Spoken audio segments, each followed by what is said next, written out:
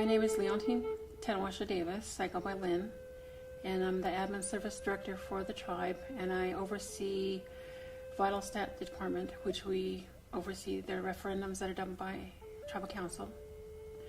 The Ordinance 44 regarding tribal election is the process that set up the council process setting up the referendums. The whole process, starting from doing a resolution to approve a referendum being done, it must be posted in 10 days for a regular election, and they're posted in 3 locations for a voting list. So if you're a tribal member that is eligible to vote, you check that list out, and it's posted at the post office, some National Warriors, the Warm Springs Market, and the Siksika Fire Hall.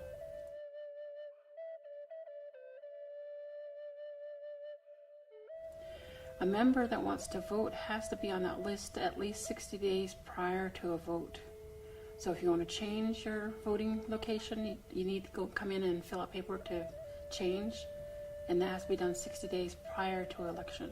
When the referendum is called, we go through and verify the voting list, and then we currently now do a kind of a contract with an outside company that comes and helps us to run the voting, and they have iPads that help sign in individuals, and it helps in the turnaround of voting, so we're getting the results within the hour after the voting done. And we also have a election board and election board and counting board. There's 3 members and an alternative on each of the boards. The election board needs to oversee the actual voting, and they also take the signatures of the tribal members that want to vote. When they complete their process, they in turn give the ballots to the counting board. And the counting board is actually just kind of overseeing the counting done by computer now. But they're there to also do the absentee ballots. Absentee ballots are done right away within when a vote is being called. With a 10-day notice, that doesn't give enough time for our members to get their voting done.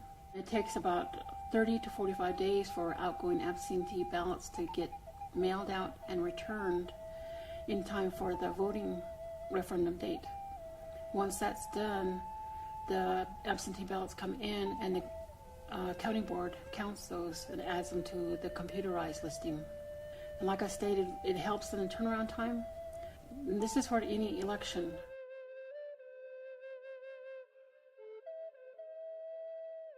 For tribal council elections must be counted 30 days prior to the expiration date of the current council members.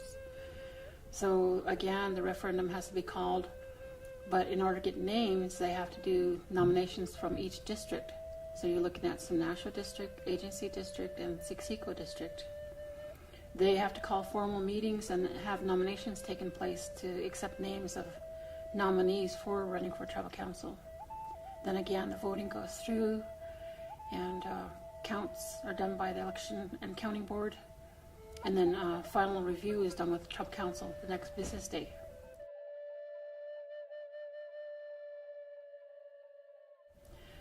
Should somebody want to challenge it, they must put something in writing within 3 days after the acceptance of the voting, and their challenge must be submitted to the superintendent within 3 days. And whatever the superintendent reviews everything, and his determination is final.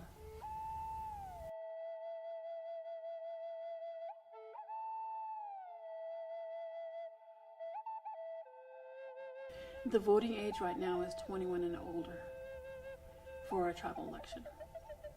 Or if you're married, if you're a young married couple, you're able to vote prior to 21 if you're legally married.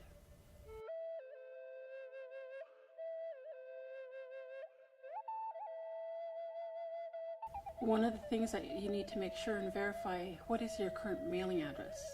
We need that kept current all the time, so when referendums are called, we have a current mailing address. And if you don't have a current mailing address with us, we're sending your ballots to that address that you have currently on file. And if your ballot comes back, you lose out on your vote. So staying current is very helpful for you. So we can send your ballots to you as soon as we get approved with the referendum.